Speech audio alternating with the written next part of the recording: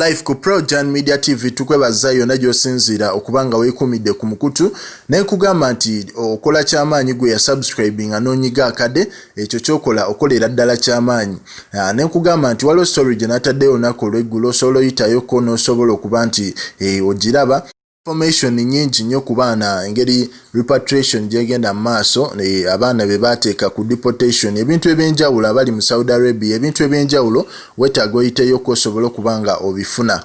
Yes, wano ku Projan we celebrate success era we celebrate progress ey'abantu ab'enjawulo ababa bakikubye oba ababa bayiseemu naddala mu field yaffe ey'abamawulire.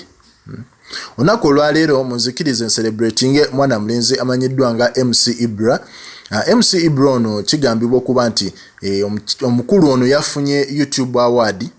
Abadde takimanyi omukulu ono MC Ibra yegasse ku bantu nga omukyala amanyiddwa nga Rema Namakula era nga naye twamulaba nti yafuna award eno nga bamuyozayoza okuweza abantu 100,000 emitwalo 10 ku YouTube. Ne tulaba omukyala amanyiddwa nga Spice Diana Eddie Kenzo byo twabiraba dda yaweza n'akakadde. Ne tulaba abantu ab'enjawulo abaweza emitwalo 10.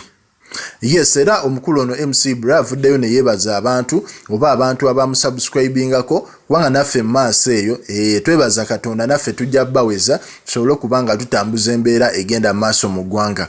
Yes, MC Ibra we congratulate you nga Projan Media TV olw'ensonga nti omulimu gwakola mu nsi y'abannamawulire mulimu gw'amaanyi era nga buli omu agezaako okubanga ayagala obbeera nga ye.